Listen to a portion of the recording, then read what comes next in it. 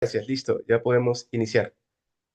Le voy a ceder la palabra a Alexandra para que pueda dar inicio a su presentación y pueda desarrollar la sesión académica de hoy.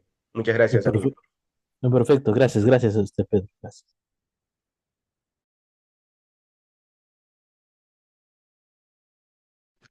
Eh, Muy buenas tardes con todas y todos. Reciban un cordial saludo de parte de SECAF Perú, Derecho a la Vanguardia. Nos encontramos el día de hoy reunidos para poder dar desarrollo a nuestro curso de especialización en OEDS 360. Para esta sesión tenemos el honor de contar con la presencia de un distinguido doctor cuya trayectoria y experiencia enriquecerán enormemente este espacio de aprendizaje. Me refiero al doctor Mariano Junior Vázquez Rengifo, a quien tengo el privilegio de presentar. El doctor Vázquez Rengifo es abogado por la Universidad Peruana del Oriente y cuenta con estudios de maestría en docencia universitaria por la Universidad César Vallejo. Su formación académica complementa con una sólida experiencia profesional en el campo del derecho privado. Actualmente se desempeña como abogado litigante especializado en litigios privados, demostrando un profundo conocimiento práctico en el ejercicio profesional. Además es árbitro inscrito en el Registro Nacional de Árbitros y Centros de Arbitraje, lo que evidencia su compromiso con los métodos alternativos de resolución de conflictos. El doctor también es miembro del Instituto Peruano de Investigación Jurídica y Cibernética, desde donde contribuye al desarrollo académico y científico del derecho en nuestro país, especialmente en temas de innovación y tecnología aplicada a la práctica jurídica. Sin duda, su presencia esta tarde constituye una valiosa oportunidad para seguir aprendiendo y profundizando en un tema tan importante como es lograr ejecutar las órdenes de dar suma de dinero.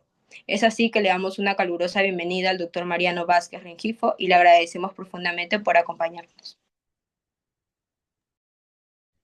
Alexandra, gracias. Gracias también a Pedro y a SECAF nuevamente por invitarme a participar con ustedes de una nueva temática que me han pedido exponer, que es lo relacionado a obligaciones de dar sumas de dinero y la relación que este tiene con el proceso de obligación de dar, valga la redundancia, a través, o si no, o a través del proceso de ejecución, ¿no? Siempre y cuando haya títulos ejecutivos que fundamenten o respalden para iniciar un proceso judicial de obligación de dar, ¿ya? Generalmente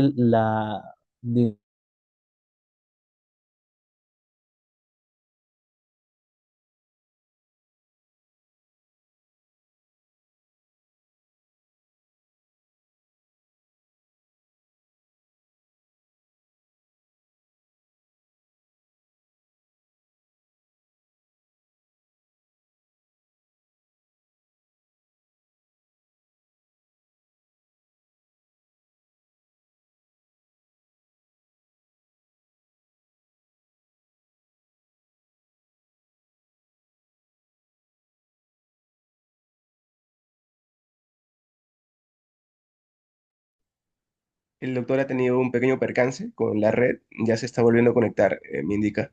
Lo esperamos unos minutos, Alexandra, por favor.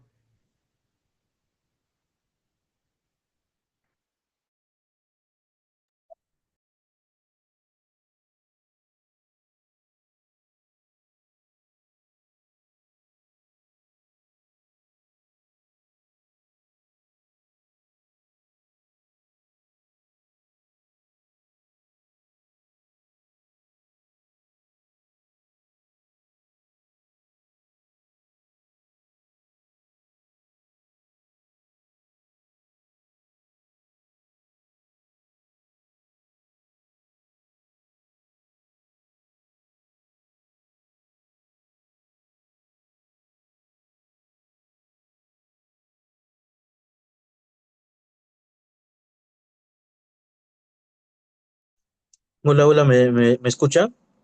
Disculpen que se me fue la señal. ¿Me logran escuchar? Sí, doctora, sí la escucho. Ya, perfecto. Bueno, y como les iba comentando, el proceso de obligación de dar suma de dinero, digamos, es el género que para yo poder demandar o recuperar, qué sé yo, un crédito o una obligación de pago, lo tengo que hacer dependiendo también la cuantía y el monto, para verificar a través de qué proceso podría iniciar la demanda de obligación de dar, sea si se puede, o mejor dicho, si es por la vía de conocimiento, por la vía de cognición, o a través de un proceso de ejecución, como les había comentado en un comienzo. Entonces, en esta oportunidad, vamos a comentar de qué manera o la forma, cómo es que se inicia un proceso de obligación de dar, tomando en consideración si es que hay un título ejecutivo, en este caso podría ser un título valor, o en el mejor de los casos, si es que no hay un título ejecutivo, iniciar por la vía del proceso de cognición o por la vía del proceso de conocimiento, ¿ya? O por la vía del proceso causal, también como se le conoce. Entonces, esto vamos a ir poco a poco discutiendo, ¿sí? Entonces, a ver, para cuando se inicia un proceso de ejecución, siempre habría que tener en consideración, antes que nada, las partes que tendrían que intervenir en este proceso, porque no cualquier persona podría iniciar un proceso de obligación de pago si antes de, en una relación previa al proceso, no hay o no haya habido de repente algún conflicto que surja o que promueva este proceso de obligación de dar. Y digo esto porque supongamos si es que hay una relación comercial entre dos o más partes y si una de esas partes, digamos, la a quien yo demandaría o quien se va a considerar demandado, si ésta no me cumple a través de determinados requerimientos verbales, requerimientos por escrito, a través de cartas notariales, entonces recién podría iniciar un proceso de obligación de pago. Pero antes de eso, habría que verificar como requisito para el ejercicio del derecho de acción también si la parte que va a interponer la demanda o va a presentar una demanda tiene expedito o habilitado un interés para obrar, como se le conoce, ¿no? Entonces, eso es lo que vamos a verificar previamente antes de iniciar un proceso de obligación de pago, ¿sí? Entonces, déjeme para poder ingresar ahorita a mi máquina, que también ahí de repente podemos iniciar mejor la presentación. A ver, un momentito.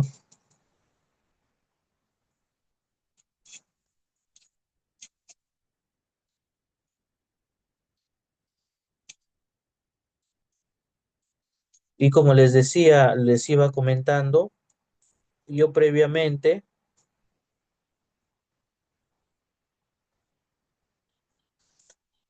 yo tendría que considerar ciertos requisitos antes de iniciar la demanda de obligación de dar.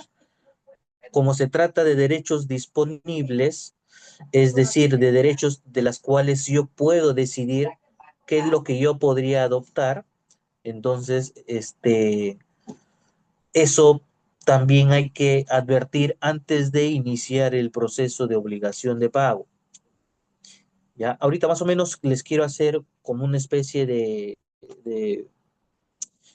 de ejemplo a manera de retratar cómo es que podría iniciar un proceso de obligación de pago entre las partes que conforman una relación, pues, digamos, material o sustantiva, ¿no? Hay que también comprender antes que nada esos puntos. Entonces, a ver, Si me permiten, a ver, poder ingresar por acá por la pantalla. A ver, me voy a desconectar por acá, por favor.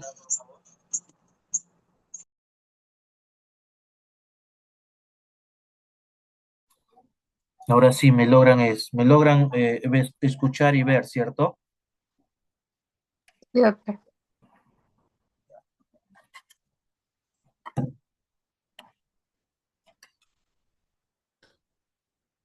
Ya, a ver. Como les iba diciendo, vamos a hacer este, una pequeña demostración a manera de ejemplo de cómo es que se podría retratar, ¿no? Una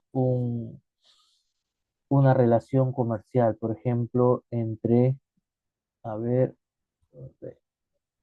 supongamos tenemos tenemos a A en esta relación comercial y tenemos a B. Pueden ver la pantalla, ¿cierto? Lo que estoy retratando, ¿verdad? Sí, todo estaba bien, doctor. Ya. Supongamos que A, en este caso pues, que sea Pedro el que, ya que está acá nuestro amigo Pedro, que sea Pedro el de la relación comercial, conjuntamente, ahí está, con Alexandra, vamos a hacer con Alexandra, ¿no? Con Alexandra. Bueno, ahí se podría entender, con Alexa ya. Entonces, supongamos que Pedro, eh, ambos son amigos, ¿no? Ambos se conocen, no son simples conocidos, sino que tienen una relación amical ambos. Entonces, a partir de ahí, como tienen una relación amical y quizás en la eventualidad o en el transcurso de esa amistad, surge la necesidad de parte de Alexa de que Pedro podría prestar una cierta cantidad de dinero, supongamos, vamos a suponer 1.000 soles vamos a suponer 1.000 soles a Alexa que le pueda prestar, ¿no? Entonces, a partir de ahí, de esta simplificación, de este ejemplo, podría iniciarse una relación entre no solamente de amigos, sino que como hay de por medio un patrimonio que ha salido del bolsillo de Pedro hacia Alexandra con la finalidad de prestarle el dinero que ella necesitaba. Entonces, a partir de ahí surge un tipo de relación, ¿ya? Todavía no en el ámbito procesal, pero sí una relación de tipo material o sustantiva, porque entre A y B ya hay de por medio, o en el futuro, en caso de incumplimiento, ya habría de por medio una suerte de exigencia para que se cumpla con pagar el eventual o ese préstamo que en un comienzo han convenido o han acordado ambas partes de que en tal fecha se va a tener que cumplir con la obligación de pago. Pero ¿qué sucede? Supongamos que Alexa, o mejor dicho, Alexandra, en el plazo de vencimiento de esa obligación de dar, que tiene que pagar, no cumple.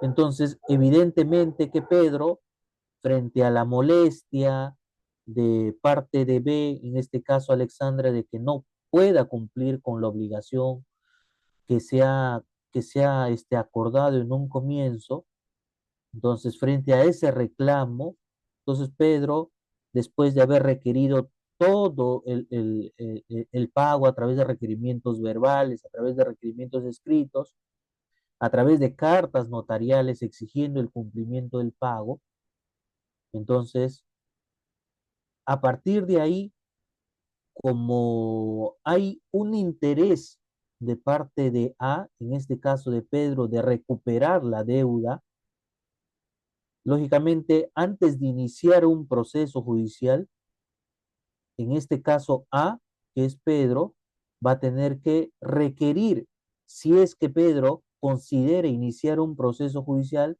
antes de eso va a tener que requerir ese cumplimiento de la obligación a Alexandra en una eventual conciliación. Recuerden que antes de la simplificación de este ejemplo, les había comentado que si se trata de derechos disponibles, de derechos sobre las cuales las partes pueden decidir de qué manera, de qué forma se puede adoptar un determinado o ejecutar una determinada obligación, ¿ya? Como se trata de derechos disponibles, como dije, entonces Pedro, para ejercitar el derecho de acción, previamente en un proceso judicial, tendrá que cumplir con ese interés para obrar, que es uno de los requisitos también para el ejercicio del derecho de acción en el caso concreto, ¿no? Si Pedro cumple con esa condición, con ese requisito de antes de iniciar el proceso acudir a la vía de conciliación, aun cuando en esa vía de conciliación no logre absolutamente nada con Alexandra, pero ya cumplió, ya este, ya incluso, valga la redundancia, cumplió con esa primera condición, que es el interés para obrar, ¿no? A partir de ahí, tiene habilitado el derecho para ejercer como tal un ejercicio per se del derecho de acción, ir a la vía judicial a través de un proceso de qué? De obligación de dar suma de dinero. Y si, como les dije también en un comienzo, supongamos, nuevamente remitiéndonos al ejemplo que ustedes ven, supongamos que Pedro, al otorgar este préstamo a Alexandra, le haya hecho firmar una letra de cambio con la finalidad de que Alexandra en el plazo pueda cumplir con esa obligación. Ahora, pero supongamos que esa firma, ese título valor que ha firmado Alexandra, sea un título valor incompleto, sea un título valor que solamente lleva la firma impresa de Alexandra, no lleva ningún dato de Pedro ni de Alexandra, solamente la firma de ella, cotejando evidentemente con el DNI, con su DNI. Entonces, ¿qué podemos hacer frente a ese título valor?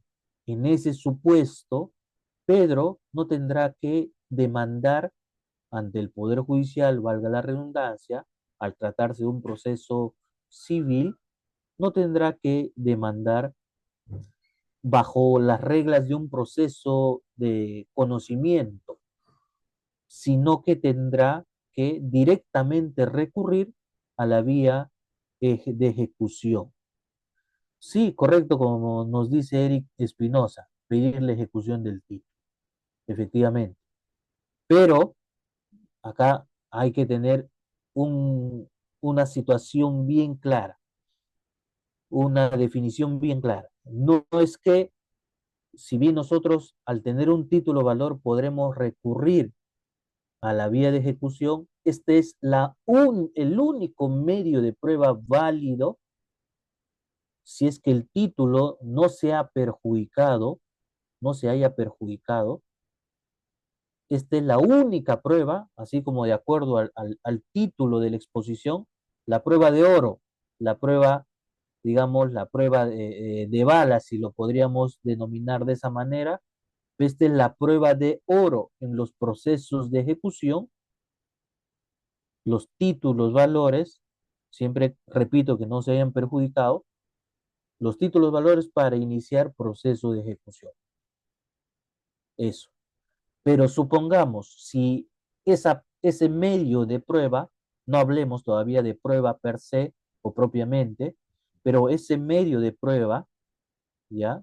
Que es el título, que no sea un título valor, que sea, supongamos, una factura, un compromiso de pago, evidentemente, bajo esos supuestos o bajo esas figuras, no vamos a recurrir a la vía de ejecución, sino que luego de haber transitado la vía de conciliación y aun cuando no haya habido acuerdo de pago, o mejor dicho, no haya habido un acuerdo en sede conciliatoria, voy a tener que ir no a la vía de conciliación, repito, sino a la vía causal, a la vía de conocimiento, con las reglas que establece el proceso de conocimiento, cuál es 30 días para contestar la demanda o reconvenir, es decir, contrademandar en el supuesto negado, ¿no? Así.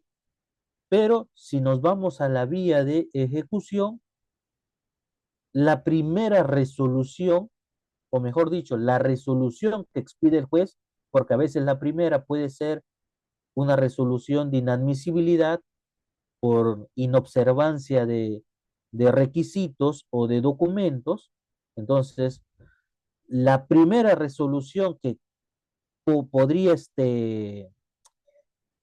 admitir la demanda, entonces, en el caso del proceso de ejecución, no se va a llamar resolución de admisión de demanda, sino que se va a denominar mandato de pago, una orden de pago. ¿Y por qué en los procesos de ejecución la resolución que admite la demanda, que no se llama resolución admisoria, se denomina mandato de pago? Porque es a través de esta resolución que el juez concede a quien debe, a quien está en la obligación de pagar, le concede un plazo de 5 días, tratándose de títulos de ejecución, para que cumpla con pagar. Y ahí quiero detenerme unos momentos. Estamos hablando de los procesos de ejecución, ¿cierto? Pero fuera de los procesos de ejecución, ¿cómo se llaman los sujetos que intervienen en un proceso judicial? En este caso, en procesos civiles. ¿Cómo se llaman los sujetos del proceso que intervienen? Si alguien me podría escribir en el chat cómo es que se llaman los sujetos intervinientes del proceso, que no sean, que no sea en un proceso de ejecución. ¿Cómo se les denomina? ¿Cómo se les denomina?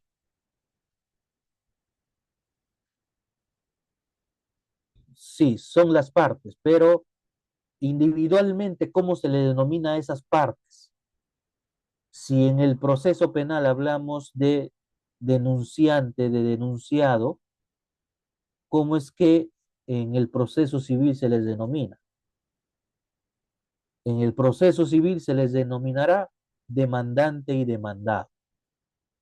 Así, individualmente, como repito, se les denomina los sujetos procesales demandante y demandado.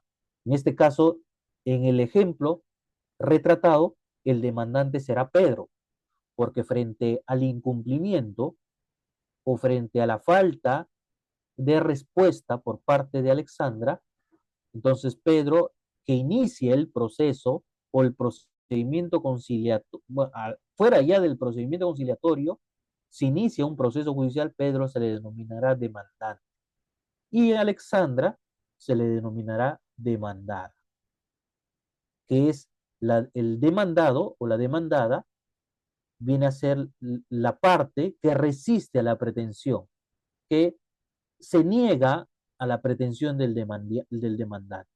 Mientras que el demandante, en ejercicio del derecho de acción, es el que inicia el proceso y la demandada es la que, dentro del ejercicio del derecho de contradicción o implícitamente derecho de defensa, es la que resiste la pretensión. Bien, así se denomina a los sujetos del proceso en un proceso de conocimiento, en un proceso ordinario o en un proceso causal. Se le conoce también en materia comercial a los procesos de conocimiento, procesos causales, porque el nombre sugiere que evidentemente hay una razón, una causa que da origen al proceso de obligación de pago. Ahora, hasta acá hemos aprendido o hemos comprendido de que los sujetos del proceso en un proceso de conocimiento se les denomina demandante y demandado. Si nos vamos a la otra orilla, al proceso de ejecución, ya no se les va a denominar demandantes y demandado, sino, díganme ustedes, cómo se les va a denominar ahora a los sujetos del proceso en un proceso de ejecución. ¿Cómo se les denominaría? Vamos, ¿qué me dice? ¿Cómo se les denominaría en un proceso de ejecución a los sujetos del proceso? Y hemos dicho, en un proceso común de conocimiento, demandante y demandado. Y en un proceso de ejecución, ¿cómo se les llamaría?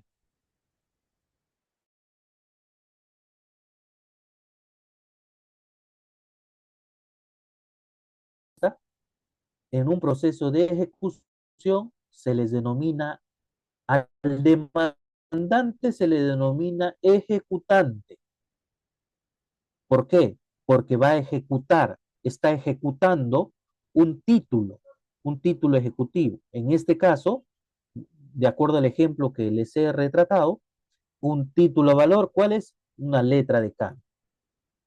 Y el demandado, en el proceso de ejecución, se le denominará ejecutado.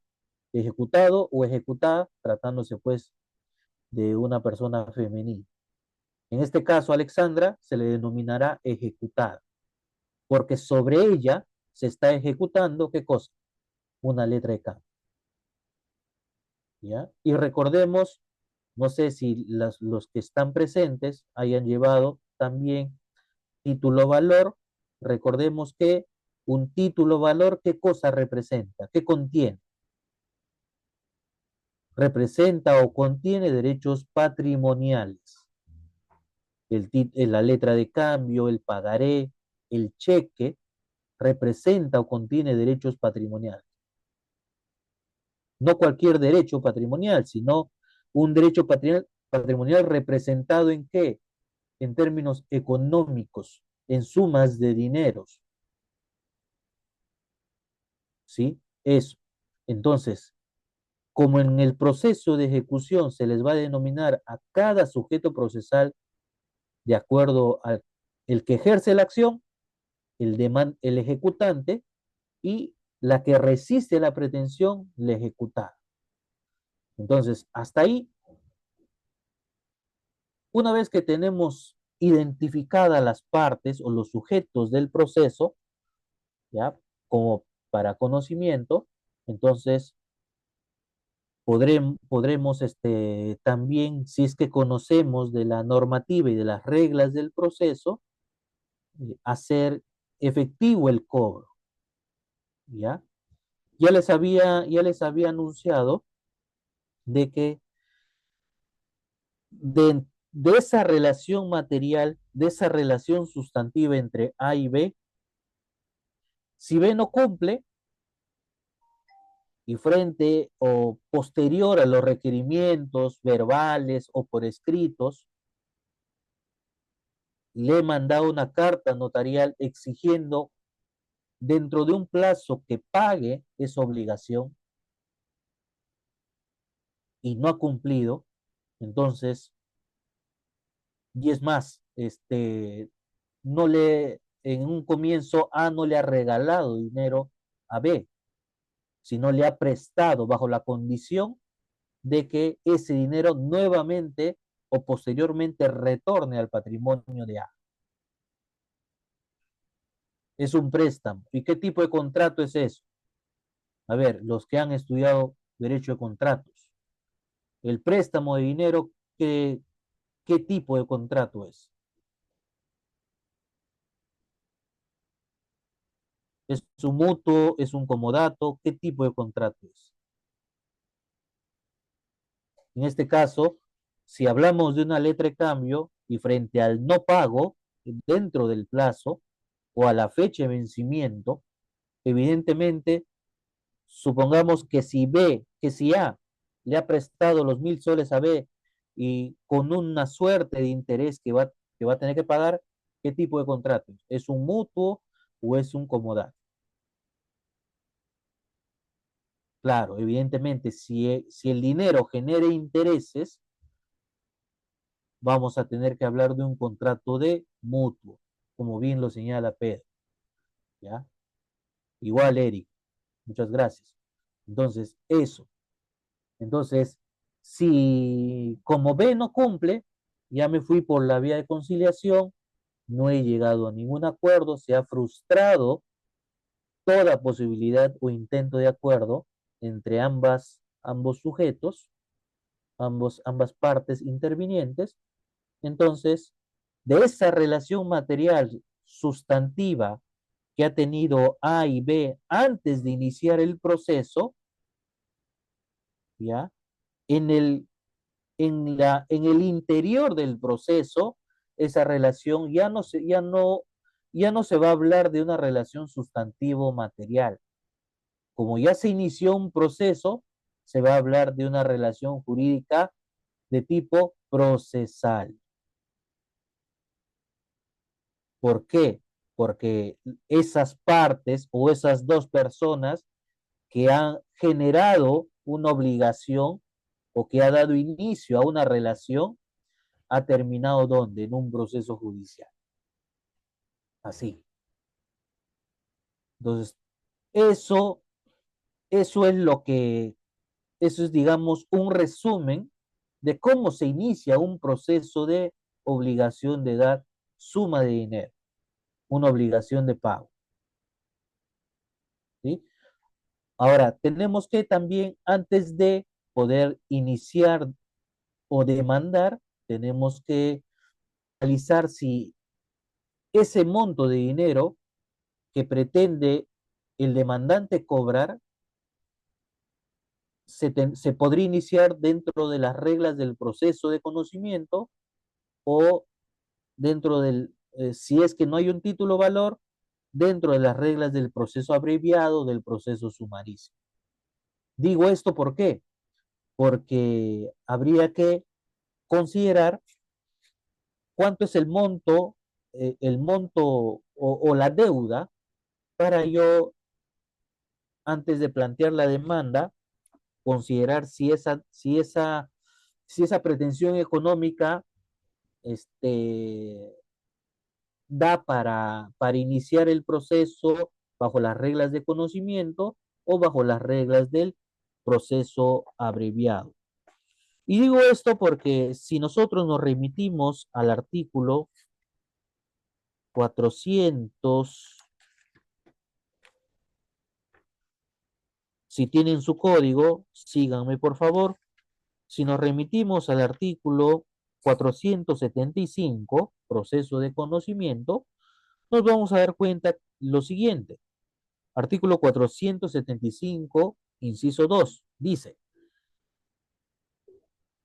475, se tramitan en proceso de conocimiento ante los juzgados civiles, el juez competente, ¿quién es?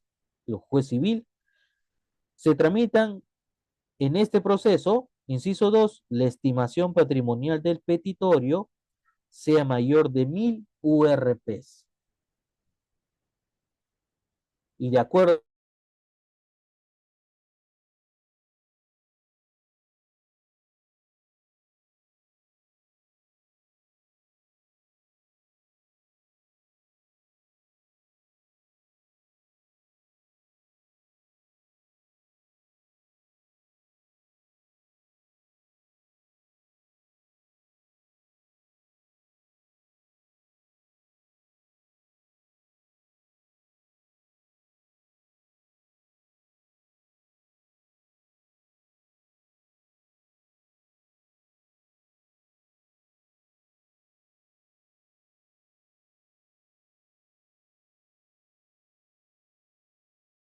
Creo que mejor por acá, mi señal está mal. Entonces les decía, no retomando. Antes de ejercer el derecho de acción a través de la demanda, tenemos que verificar si esa pretensión económica, para evitar que el juez nos observe o nos declare improcedente o nos declare inadmisible, de acuerdo a las reglas también de la calificación de la demanda, ¿ya? Antes de eso tenemos que verificar si el monto supera las 1000 URPs. Si supera las 1000 URPs, evidentemente tendremos que acudir o ejercer ese derecho de acción a través de la demanda en el proceso de conocimiento pidiendo el cobro de la deuda. Pero si esa deuda, ¿qué sucede si esa deuda no supera las 1000 URPs? Como les dije, para iniciar un proceso tendremos que verificar si es en términos económicos o de obligación de dar suma de dinero. Tenemos que analizar previamente o determinar si esa deuda, si ese monto, perdón, si ese monto va a superar los escalones o los grados de las unidades de referencia procesal que nos dice el código procesal, ¿no? Ahorita, si alguien me puede decir cuánto está la URP vigente, vamos a poder hacer un cálculo de estas, a ver, vamos a ver acá. eh, la UIT de este año está, vamos a ver, para, para poder determinar correctamente los montos. A ver,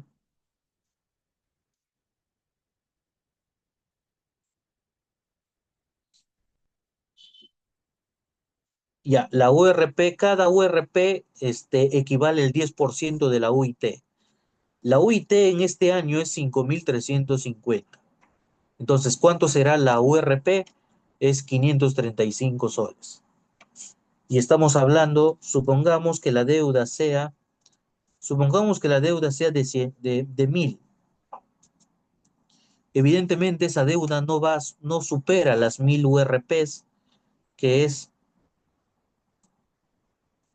535.000 soles, ¿no? Es una deuda, es poquísima, es mínima, es 1000 soles. Entonces, si Pedro quisiera demandar, después de haber superado la vía de conciliación y todo, si Pedro quisiera demandar a Alexandra, no tendrá que ir a la vía de conocimiento. Si es que no hay un título valor, si solamente hay un compromiso de pago, si solo hay cualquier documento que no sea título valor, Pedro tendrá que analizar si va por la vía de conocimiento o por otra vía que no sea el proceso de ejecución, porque no hay título valor o cualquier otro título de ejecución, si me dejo entender. Entonces, si Pedro quiere demandar a Alexandra, tendrá que, antes que nada, analizar el monto, si supera o no la URP. Si no supera las 1000 URPs, tendrá que ver si también puede plantear ante la vía del proceso abreviado, que es menor a 1000 URPs. O de lo contrario, tendrá que ver también si podría ir por la vía sumarísima, ¿ya? Es dependiendo cuando se trata, repito, cuando se trata de procesos de obligación de pago, hay que, hay que analizar en un primer momento el monto, si ese monto podría ir por la vía de conocimiento o por otra vía. Pero si hablamos de un proceso de título de ejecución, ahí no consideramos propiamente el monto, porque tenemos a un título valor que es el único medio probatorio válido que le va a permitir a quién, al ejecutante de ejecutar, valga la redundancia, el cobro de esa deuda. Eso es eso es la estructura de un proceso de obligación de dar suma de dinero. Entonces, como les dije, en un principio habría que analizar varias cosas. Primero, el monto de la deuda, cuánto es la deuda, ¿no? ¿Cuánto es la deuda para ver si nos vamos por la vía de conocimiento, por la vía abreviada, por la vía sumarísima, cuando no hay título de ejecutivo? Y a partir de ahí, u- también considerar el medio de prueba válido que se tiene para presentar en la demanda.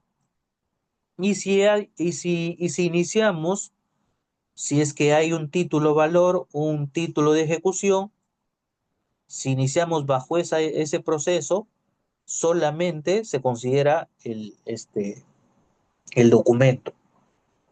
Ahí no, en los procesos de ejecución, no analizamos ni tenemos en cuenta el monto de la deuda, porque simplemente nos basta, nos va el que determina, el que predomina, el documento, en ese caso es el documento que predomina, propiamente el título, no tanto las reglas de los procesos, del proceso común, ¿sí?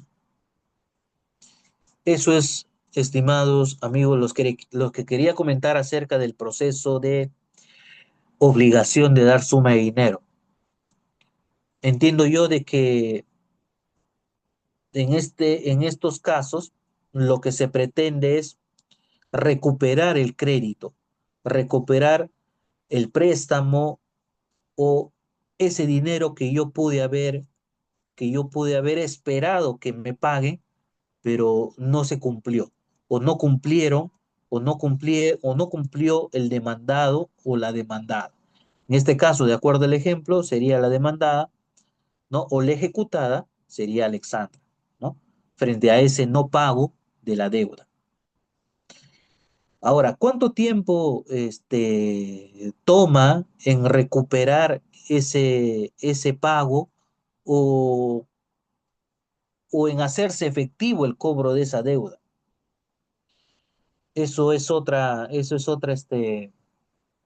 digamos, eso es otro laberinto que podemos encontrar o advertir cuando ya iniciamos un proceso judicial, porque bien podría tardar entre 3 o 4 años o hasta 5 años, ¿no? Dependiendo también la capacidad de impulso que se le podría dar al proceso, ¿no?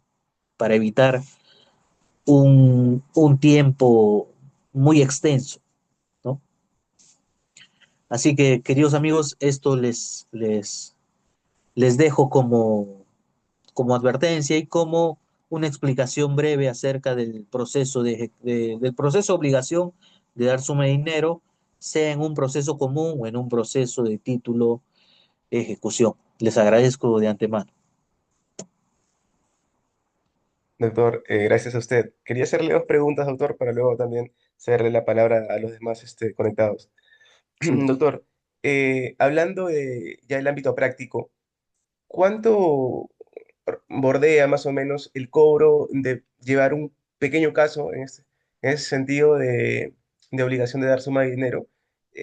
Citando un caso de un préstamo como tal, depende Ujú, mucho de la cuantía del dinero, depende mucho del cliente. Generalmente hay un estándar de precios para asumir la responsabilidad de estos casos. Le pediría que nos brinde ese primer tip y luego voy a la segunda pregunta para todos los ujú, conectados y que van a tener por lo menos una noción en la práctica cuánto cuesta eso y van a poder proyectarse, doctor, como futuros abogados o ya abogados o cuasi abogados, ¿no? A cuánto cobrar en este tipo de procesos que desde ya pueden dejar este ingreso, ¿no?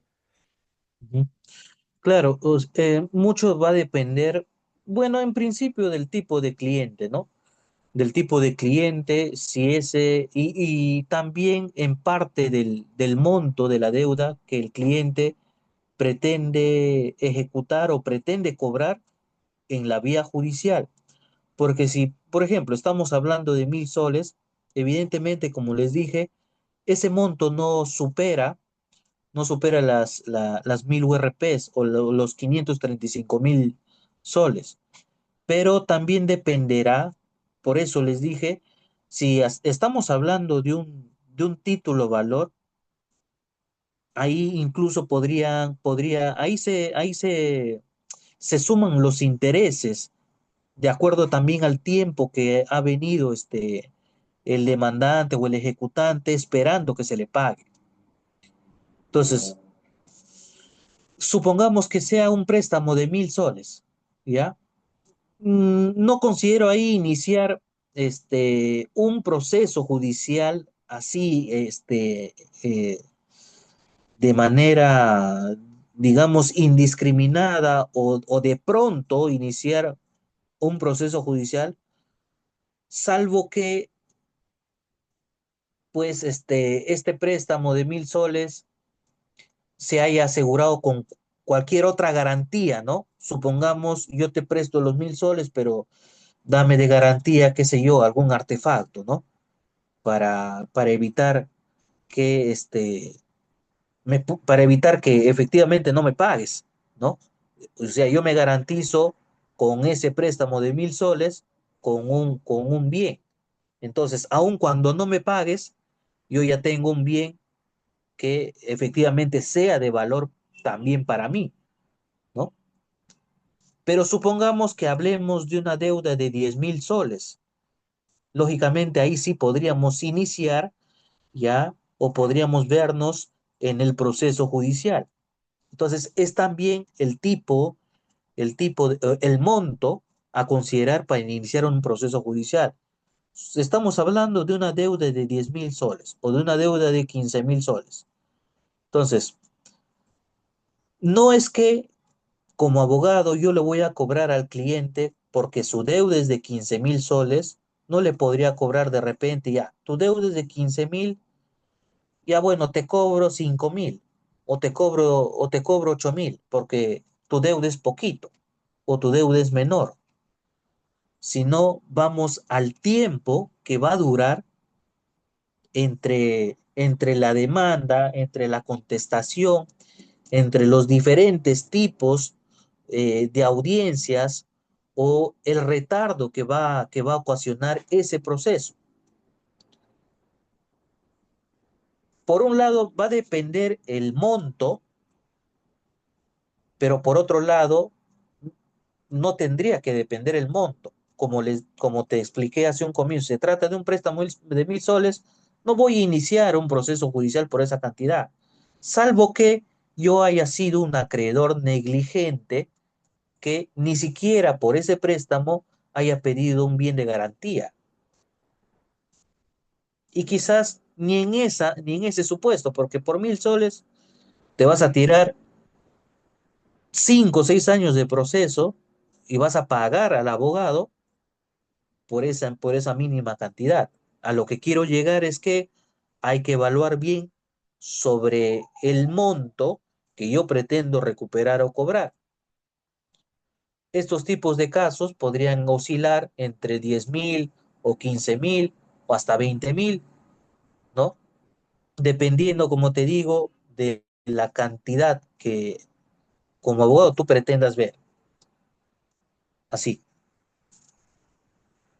Muchas gracias, doctor. Doctor, y la segunda pregunta era, siempre hay los amigos que nos consultan, ¿no? ¿Sabes qué? He prestado 2.000 soles, 3.000 soles, han pasado 3 meses, no me pagan. ¿Qué puedo hacer?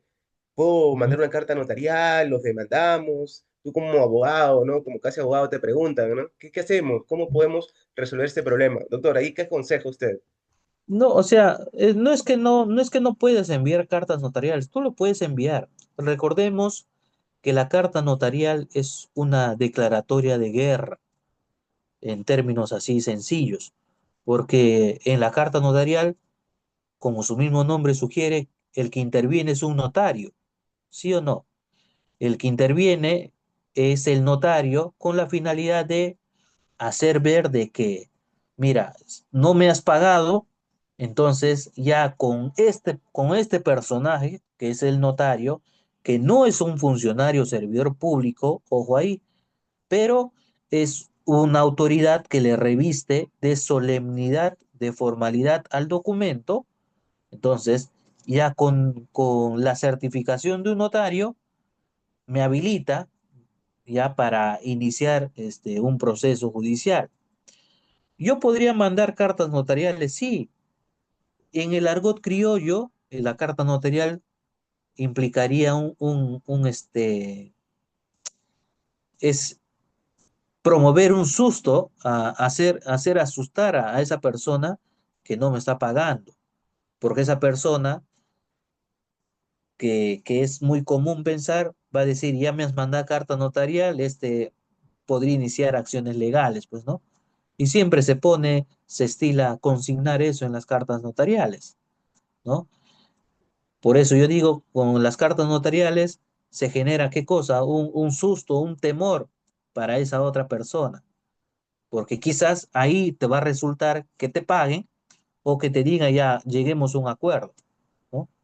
Por eso, como te digo, si es 2.000, 3.000 soles, bueno, ya sería una cierta cantidad, ¿ya? Que podría de repente generar ciertos intereses de tipo legal, de acuerdo a lo que nos dice el Banco Central de Reserva del Perú. Así. Pero si es un título valor que representa ese monto, evidentemente ahí también va a generar intereses, no de tipo legal, sino intereses compensatorios y moratorios. O sea, también hay que tomar en cuenta esos tipos de intereses, ¿ya? Así. Doctor, de mi parte, muchas gracias por haber resuelto las preguntas. Le cedo la palabra a Alexandra y si no hay ninguna pregunta, doctor, agradecerle siempre su tiempo. De verdad, bastante sustancial sus desarrollos académicos. Gran amigo, maestro. No, a ustedes, a ustedes. Muchas gracias.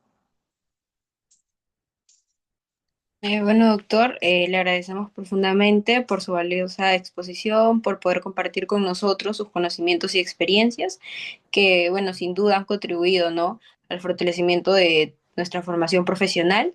Y bueno, del mismo modo, extender nuestro agradecimiento a cada uno de los participantes por su compromiso en esta sesión del curso de especialización de OEDIS 360. Gracias.